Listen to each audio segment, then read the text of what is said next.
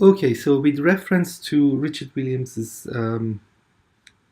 timing and poses, uh, I've kind of marked frame 4 and framed in for the up and down motion.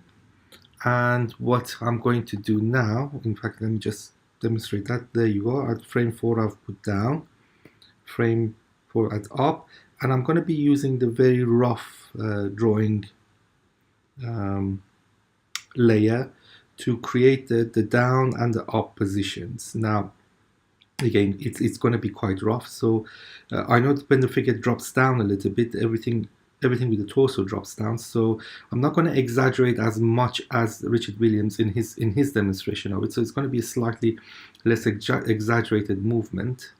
The figure drops down. There's a torso that's been dropped down. We know that this leg that's going to go towards the back, it's going to break at the knee,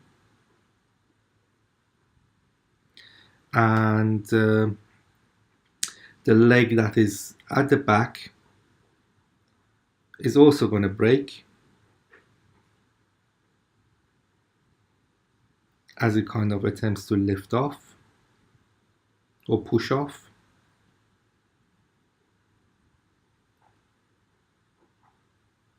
And that would be my down posture. For the up posture, the figure is going to lift up somewhat. So that's my next contact pose there. The green is going to be my next contact pose. So I'm just going to raise that up a little bit.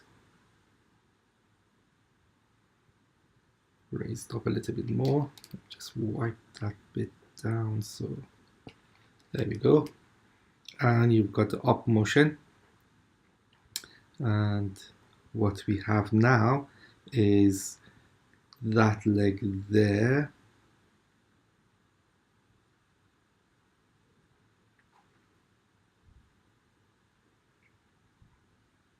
being raised a little bit, and the back leg that's going to swing across.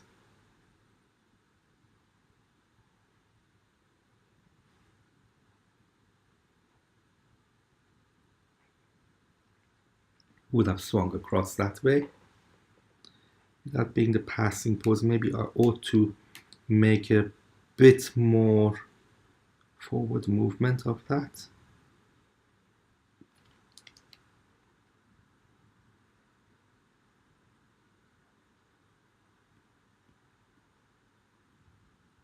There you go. The legs should be in swing, like so.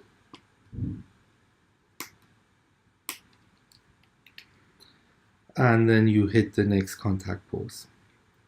So if I go to my initial down position, I'm just gonna, hang on, let's not do that.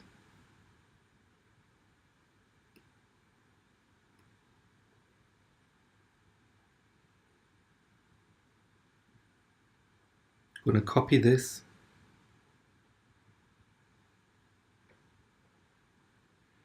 and paste it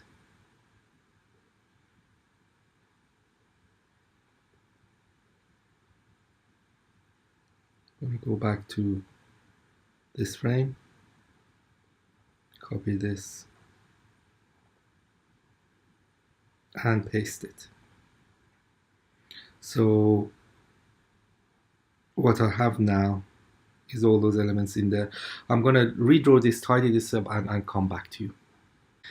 And so here we go. And what we have got here is the contact pose, the down position, going to the passing pose, the up position, next contact pose, down position, contact passing pose, up position, and back to the contact pose. So that is now almost ready for us to go on and engage with the in-betweens. Again, this is still a very rough layer.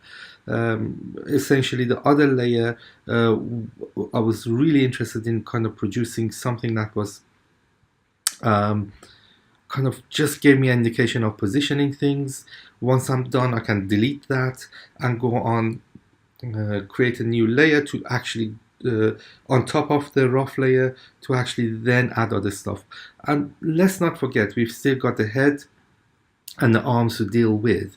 At the moment, all I'm interested in is to make sure I've got the timing and the movement spot on, not worried about all the other bits which can come at a much later date.